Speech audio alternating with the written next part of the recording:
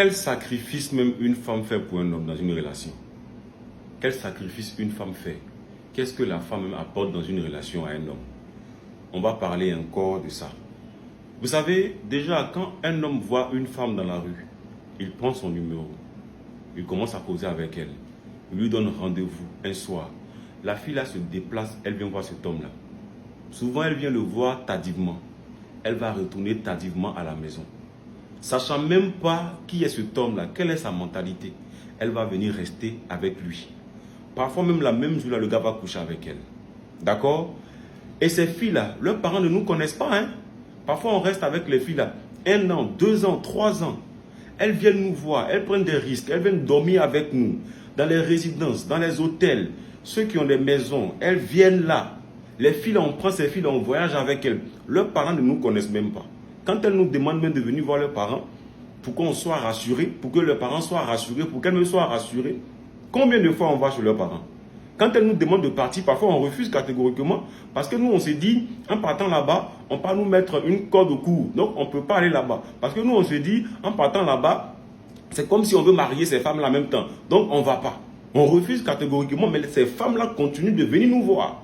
Et une femme qui vient te voir, elle retourne à 4 heures, à 5 heures, pendant que toi tu es couché dans ton lit, elle va emprunter un taxi partir. Parfois même tu as fini de la mougou bien, même transport tu ne paies pas. Ce risque qu'elle prend, beaucoup de filles ont perdu la vie comme ça dedans. Hein. Beaucoup de filles se sont fait agresser dedans. Hein. Elles sont venues voir leur gars, elles retournaient et puis elles se sont fait agresser. Souvent, il y a des jeunes qui prennent des filles, qui font des voyages. Et au cours du voyage, il y a accident. Ces filles-là perdent la vie dedans. Alors que les parents de la fille ne connaissent même pas. Les parents de ces filles ne connaissent même pas le gars en question. Combien de fois les femmes ont perdu des vies dans les résidences? Et puis on va dire qu'elles ne font pas sacrifice. Tu as chez toi, ta chérie vient te voir. Souvent avant de venir te voir, elle fait marcher. Elle vient cuisiner pour toi. Faire ton marché de 2 jours, 3 jours, 1 semaine. Elle cuisine de différentes sauces. Elle met dans le frigo. Tu n'as pas donné 1 franc. Elle va venir laver tes vêtements.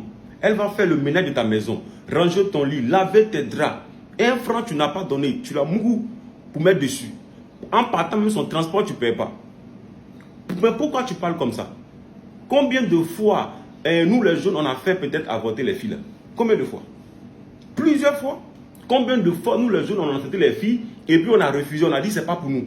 Et puis les filles là se sont retrouvées seules avec leur grossesse. Beaucoup de jeunes mères célibataires comme ça. Ça a été causé par qui? Par nous, les jeunes gens aujourd'hui. Et on a la grande gueule, on parle comme si c'est de rien. À un moment donné, quand on parle, il faut avoir un peu peur de Dieu là. Il faut avoir un peu peur de Dieu. Combien on donne à ces filles là? Qu'est-ce qu'on donne normalement? Qu'est-ce qu'on donne? 20 000, 30 000 on donne là, on pense que c'est l'argent. Si on doit payer le service de ces filles là, on pense qu'on peut payer? On pense réellement qu'on peut payer? Non, à un moment donné, il faut arrêter. Une fille est venue te voir, une jeune fille, tu l'as croisée. Vous vivez votre petit love. Vous apportez ce que vous pouvez vous apporter. Demain, ça a marché, gloire à Dieu. Ça n'a pas marché, vous vous séparez tranquillement. Mais évite de trop parler parce qu'elle fait trop de sacrifices. Elle fait trop de sacrifices pour toi pour que tu dises qu'elle n'apporte rien. Pendant que toi-même, tu n'as pas d'argent. Pendant que toi-même, tu ne peux rien créer pour elle. Pendant que chaque fin du mois, tu peux pas te dire, tiens 40 000, tiens 50 000. Alors que si tu prenais une ménagère, tu allais donner cet argent-là. Hein. Tu allais la payer. Hein. Tu prenais une bonne chez toi, tu la payes. Hein. Une fille qui fait ce genre de choses pour toi, elle vient te voir en boîte de nuit, vous buvez jusqu'au petit matin.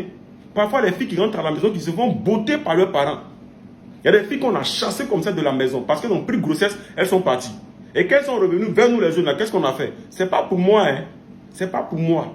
Ces filles-là sont restées dans les rues, d'autres sont devenues prostituées pour nourrir leurs enfants, pendant que les pères là sont là. Pendant que les pères là sont là parce qu'ils ont refusé. Vous allez venir parler. Ne faites pas un trop détaillé. C'est vrai qu'on donne conseil aux femmes là, mais nous aussi on doit se revoir. Parce qu'on n'est même pas sain dans cette histoire-là. On n'est même pas blanc. On est tous mélangés. On est tous mélangés dedans. À un moment donné, il faut qu'on se calme.